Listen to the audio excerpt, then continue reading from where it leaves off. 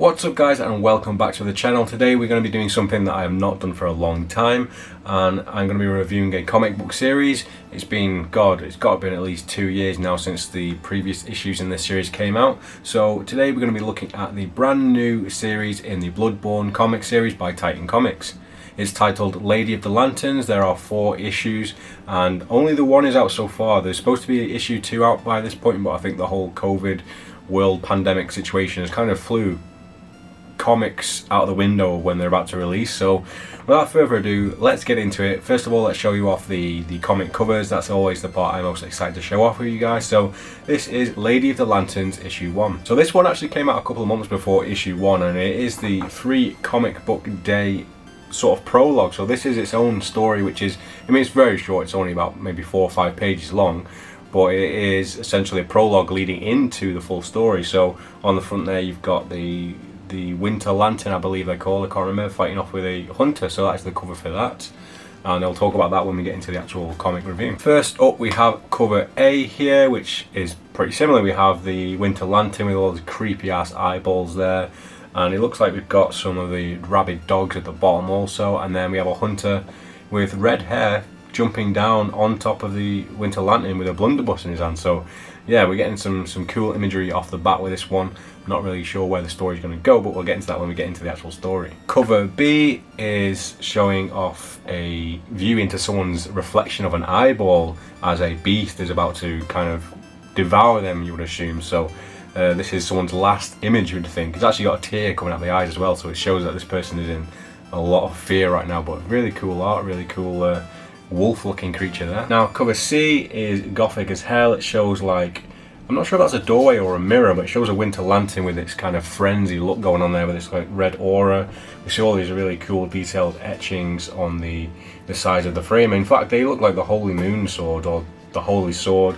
We have some blunderbusses down there as well, so there's a skull on top there. So this is a very well put together piece of art here. I'm not sure if it's supposed to be an area from the actual game. I can't remember seeing anything similar, but yeah, some creative juices have definitely been going into this cover. And the final main cover of this one is cover 4, cover D I should say, and it's similar to the original cover there, but it's kind of the opposite way around. We've got the hunter on the floor and the Winter Lantern is above him, about to cause some major frenzy damage there. So awesome design, awesome like detail on the creature and its eyes, and just like all the little gory crevices and stuff like that. And it seems like all the hunters have like a blunderbuss in these images so far. No different types of weapons. And this is where we get onto some of the more variant designs where you can't really find a lot of these in comic book stores. Some of these are exclusive.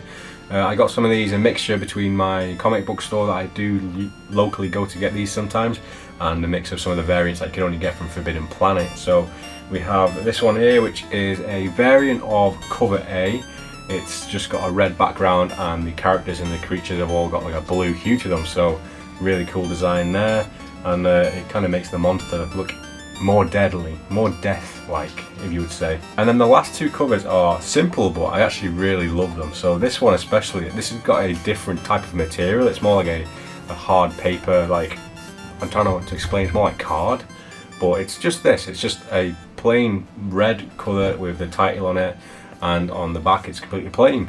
Inside we do have cover A for this, but I think it's just kind of a really awesome way of making it a bit more safer while looking awesome as well. I mean, it's just red, but it looks really cool. I've currently got a dog on my knee right now trying to jump up at this one, but he's not having it. And this last one is more like a little manga design. This is it's similar to the red version, but it's just like the normal material you get in a comic book, all white instead of the red.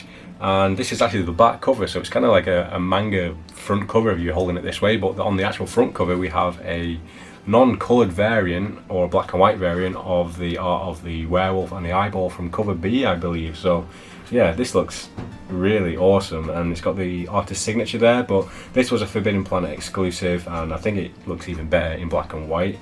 No diss to the colorist obviously, but it's awesome when you look at some of the concept art where you see before coloration and with the colour, and just the amount of detail that's in these, it's just, yeah, mind-blowing. So without further ado, let's get into the actual concept and story of Lady of the Lanterns issue 1. Like I said, this is a prologue first. There is a short prologue before it starts, and it's very ambiguous actually. It starts with what seems to be a child in a room with like knives all over the table. He's speaking to someone. I'm not entirely sure who he is because, like I said, it's quite ambiguous.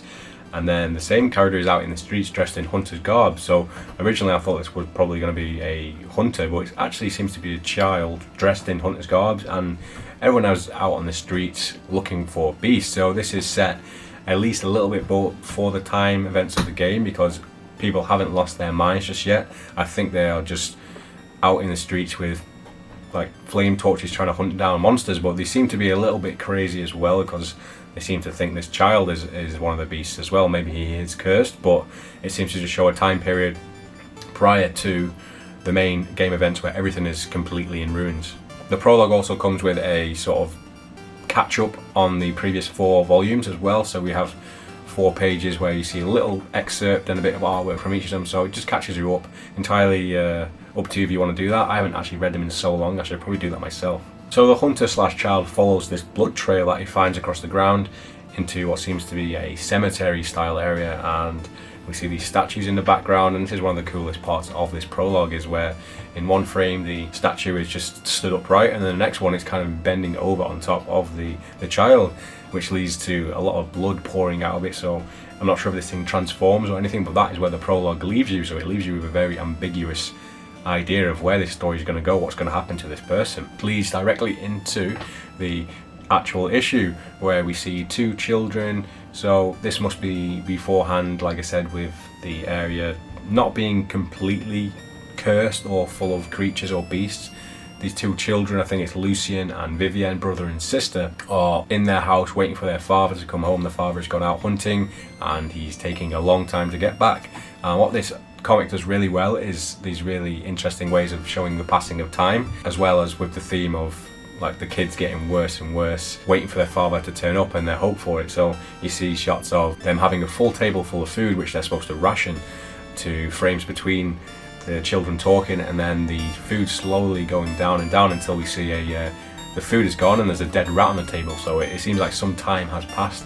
I'm not entirely sure if this is the way that time passes within Yharnam or this whole cursed time period, because it seems to always be nighttime. So I'm wondering if they've been there for weeks, maybe days, and they don't know it because of what's going on in the world. Throughout the streets there is a folklore musical rendition going out, and it's about the Lady of the Lanterns, someone who will come for you, and the only way to avoid it is if you gouge out your eyes and cover up your ears. So it seems quite common with the whole theme from Bloodborne of the grant you eyes thing, the way to see more cosmic beings or things like that. So it seems tied to that, and I wasn't sure what this was going to be, if this was just going to be one of the Winter Lanterns or something else. That was my main guess because of all of the cover art. A hunter approaches and I think it's their father, so they let him into the house with them, and it turns out it's not. It's a different hunter who looks like an absolute badass, in fact. So it's good to see that there are many different hunters within the world of Bloodborne and Yharnam, because when you're playing the game you kind of just see it as you're the only one,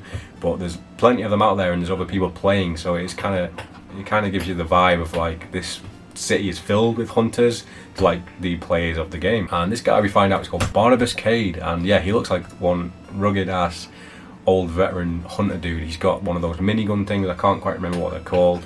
He's got a saw blade, I think, or one of the whips, big grey beard, and he's covered in blood, and he just looks awesome. So I'm really interested in seeing what happens with this character throughout the story, because he seems like he's going to be the sort of badass hunter who's going to either take care of these kids, or he's going to be the one who's just going out and destroying all these monsters and finding out where their father is. Which leads to a bit of an action scene. I won't go into too many spoilers, but it's really, really cool, and we get shots of this beast being dismantled by Barnabas essentially, and that's got to be my favourite shot of this issue. There's a couple that I couldn't really decide between, and one of them is a beast on the floor just after he's been completely destroyed by Barnabas, and the other one is of another creature, one of the giant rats, being destroyed by the minigun by Barnabas as well. So I thought that was some of my favourite art from this issue, and it just shows that Barnabas has been through a lot, he's seen a lot, and he's killed a lot of different types of beasts.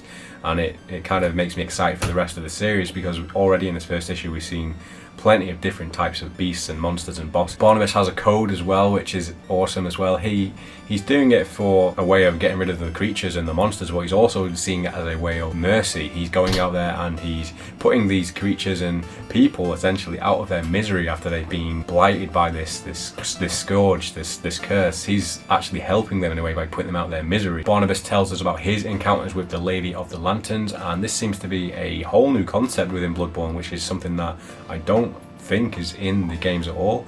It seems like it could be more of an illusionary story, which we'll find out more about. I won't exactly show you too much about it, but it's definitely something I wasn't expecting within the Bloodborne universe, and eager to see where that goes with issue 2. Another scene where we show the passage of time is also where we see a dead beast that earlier was just recently decapitated, and then in the scenes later on it's being devoured by crows and birds and all kinds of things, and it's slowly becoming bones. So it's just another way of showing the passage of time in this world, whether it be just the characters on this night or just the way that the world's time period progresses differently than ours. I won't spoil exactly what happens in the end of this one. It is quite a big cliffhanger, but it feels like it's leading into the prologue, so it seems like the prologue is after this, but it definitely leaves me with sort of excitement to see where this goes with the characters in this story, what Barnabas is going to do, what the children are going to do. So I guess we will find out what's going to be happening soon with issue 2. Hopefully that does come out within the next couple of weeks so we can get it out quite soon.